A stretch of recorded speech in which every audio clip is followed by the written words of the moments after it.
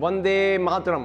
मेरे प्यारे देशवासियों, झारखंड के महान क्रांतिकारी भगवान बिरसा मुंडा, सिद्धू कान्हू संथाल आदिवासियों जिन्होंने भारतीय स्वतंत्रता संग्राम में अमूल्य योगदान दिया, मध्य प्रदेश के आदिवासी क्रांतिकारी भीमा नायक, तांतिया भील जिन्होंने अंग्रेजों के दांत खट्टे कर दिए थे, फ्रीडम मूवमेंट के चैनल में हमने उनको श्रद्धा सुमन अर्पित किए हैं।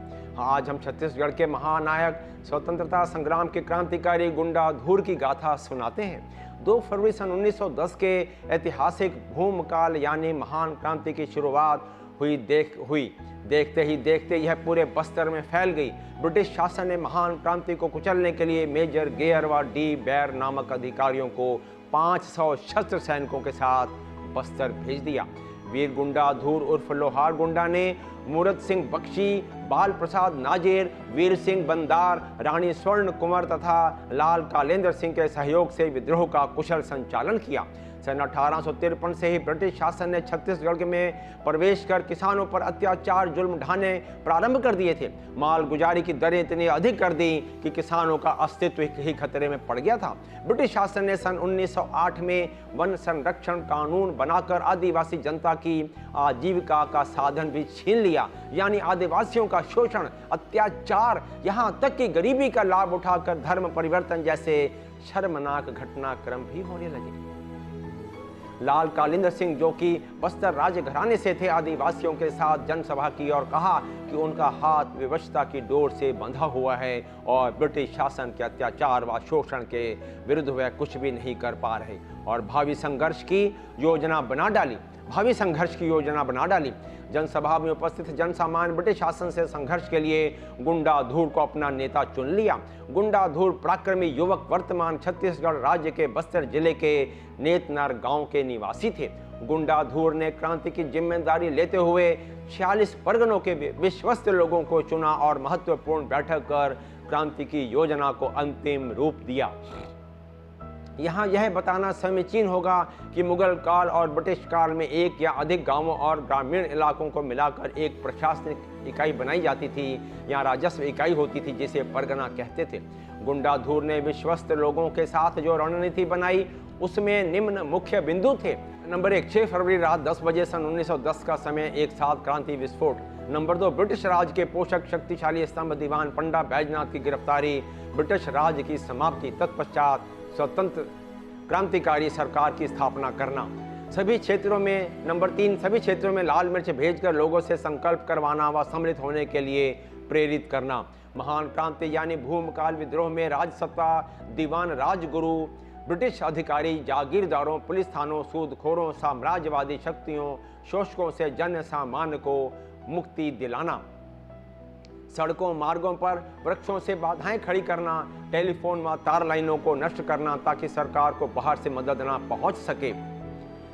क्रांतिकारी गुंडा धूर ने क्रांति की योजना तैयार कर ली। आदिवासी भाले, बल्लम, तलवार, कुल्हाड़ी व गंडासे इत्यादि परंपरागत हथियारों से तैयार हो गए। निर्धारित तिथि 6 फरवरी की रात्रि के 10 बजे क्रांति का विस्फोट हो गया। पंडा बैजनाथ दीवान वहां नहीं निकला था, भाग गया और पकड़ा नहीं जा सका। शोषण व अत्याचारों से पीड़ित आदिवासी लोगों की भावनाओं का क्रोध सरकारी इमारतों, थानों, सूदखोरों इत्यादि पर टूट पड़ा। जमींदारों व ब्रिटिश तंत्र के पोषकों के घरों को आग लगा दी गई। क्रांतिकारी गुंडा धूर ने कई हजार सेना के साथ जगदलपुर के राजभवन, जो कि ब्रिटिश शासन के पैरोकार थे, उनको निशाना बनाया और चारों ओर से भारी संख्या में क्रांतिकारी सेना एकत्र होने लगी। अंग्रेजी शासन के सामने अब अस्तित्व का प्रश्न था। ब्रिटिश शासन ने क्रूर प्रशासक कैप्टन डूरी एवं सुप्रीम कमांडर मेयर को किसी भी तरीके से क्रांति को कुचलने की जिम्मेदारी दी और मौका पाते ही ब्रिटिश हुकूमत अत्याचारों की सारी सीमाएं लांघ गई। इंद्रावती के तट पर 16 फरवरी सन 1910 को लगभग 6 घंटे तक जबरदस्त घमासान युद्ध हुआ। धरती आदिवासियों की लाशों से पट गई। इंद्रावती नदी का पानी लाल हो गया, जो मानो कह रहा हो कि धरती माँ के इन सपूतों ने राष्ट्र के लिए बलिदान होना सीखा है, रण क्षेत्र में पीठ दिखाना नहीं। इस युद्ध में गुंडा धूर घायल हो गए और उनका सहयोगी हुंगा मांझी शहीद हो गया।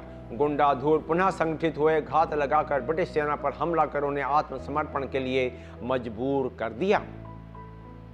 हम दुश्मन से कम बल्कि घर के भेदियों राष्ट्रद्रोहियों से ही पराजित होते रहे। राष्ट्रद्रोही सोनी मांझी ने गुंडाधूर से विश्वासघात किया और ब्रिटिश शासन को आदिवासी सेना की मुखबरी कर दी। घमासान युद्ध हुआ और लाशों से धरती पट गई। इस बार भी गुंडाधूर बचने के लिए वह कभी भी ब्रिटिश सेना के हाथ नहीं आए। वह कहाँ गए, एक पहेली बनकर रह गया। ब्रिटिश शासन से राष्ट्र की आज़ादी के संघर्ष में लगभग 20 से 25 हजार आदिवासी शहीद हो गए। शत शत नमन करते हैं वीर क्रांतिकारी गुंडाधूर, उनके सैन्य परिषद के सहयोगी डिंडा उर्फ हिरमा पेंडा, रोड़ा पेंडा, सुरती शोभा, उहुन्नम उर्फ हुंगा कोरिया मांझी, धनीराम सुखरू भेड़िया, महादेव व सभी हजारों की संख्या में शहीद क्रांतिकारी आदिवासियों को, राष्ट्र के प्रति समर्पित स्वतंत्रता संग्राम में उनके बहुमूल्य योगदान को। इस अवसर पर श्री सुधींद्र जी की कविता याद आती है। शीर्षक है चलो शहीदों। चलो शहीदों, स्वतंत्रता के पुण्य समर की बेबेला है, तुम भी अपना भाग बांट लो, आज़ादी का मेला है। चलो चलो अब रुको न, पल भर रुकने का है काम नहीं, किसी विघ्न बाधा के आगे झुकने का लो नाम नहीं। स्वयं मृत्यु से भी बढ़ चढ़ कर आलिंगन करने वालों, जब तक मरना मिटेंगे लाखों तब तक है आराम नहीं। दुर्वह भार क्रांति का जग में वीरों ने ही झेला है। चलो शहीदों, स्वतंत्रता के पुण्य समर की बेला है।